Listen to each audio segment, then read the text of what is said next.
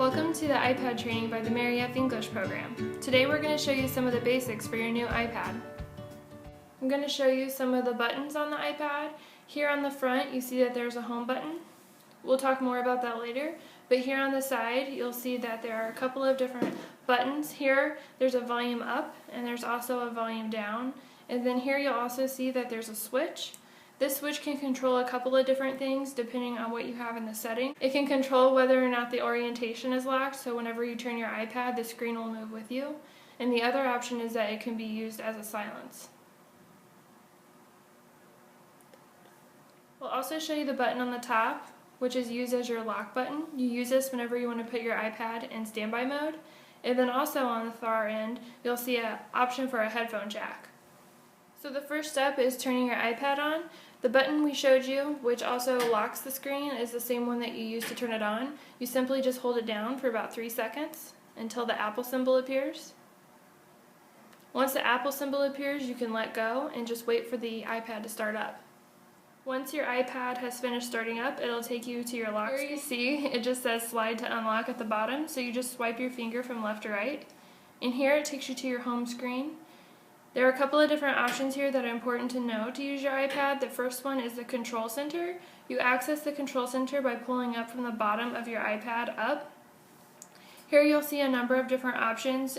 Starting in the top left, there's a music player to control any current music that you're playing. Underneath that is the volume of the iPad, and there are a couple of other functions that are important, such as turning on Wi-Fi, Bluetooth, and then there's also quick access to a timer and the camera. Underneath the timer and the camera, you can control the brightness on your iPad. This can help save battery life. Once you're done with the control center, you can exit by either pressing the home button or by tapping on the home screen. First thing we're going to show you is how to move applications. The first thing you do is you select the app that you'd like to move. Once you hold down on it, your applications will begin to move. You'll notice on the applications that you can delete, there is an X located in the top left-hand corner.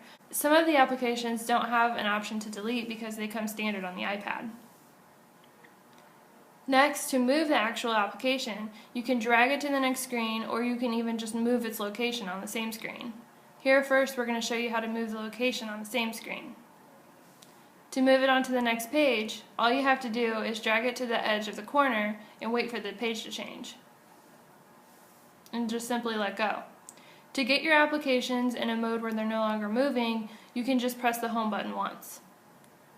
Another way to organize your applications is to create a folder. You create a folder by, once again, holding down on an application until it starts moving.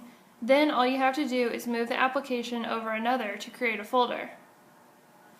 Here you'll see that your iPad will automatically generate a title for your folder based on the applications that are inside, but you can actually change the title.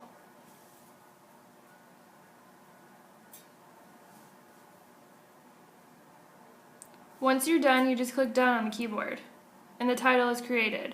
Once you're done creating your folder and renaming it, you can just click on the home screen anywhere or on the home button. Now we're going to show you how to add an application into an existing folder. All you have to do is simply drag and drop. You'll see once you click on your folder that you can have multiple screens. Here we're on the first screen, which is indicated at the bottom by the dots. You can have 2 pages of applications.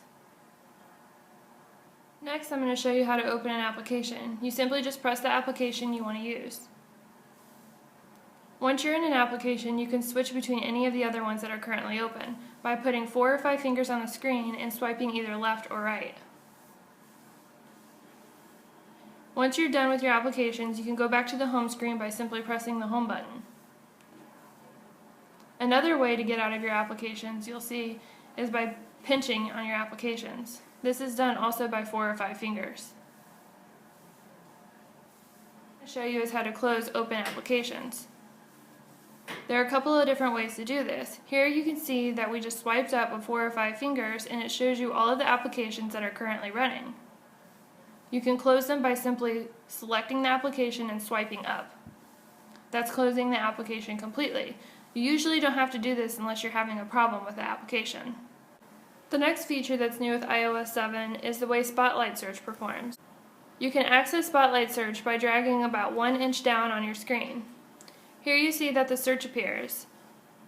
If you're looking for an application or maybe a note or a message or an email and can't find it, you can simply just type in a keyword for what you're looking for. Here you can see that we're typing in notes and it's pulling up our notes. So we just select it and it takes us directly to the application. Next, we're going to show you how to lock your iPad and how to turn it off. You lock your iPad by pressing the top button in the right-hand corner. Once you lock it, your iPad is in standby mode. You can still receive emails and notifications. You can also turn your iPad off by holding down the same button for approximately 3 seconds. Once you hold it down for about 3 seconds, a message will appear that says slide to power off. You can just simply slide your finger from left to right and your iPad will turn off. We recommend turning off your iPad about once a week. That wraps up this tutorial. Thanks for watching.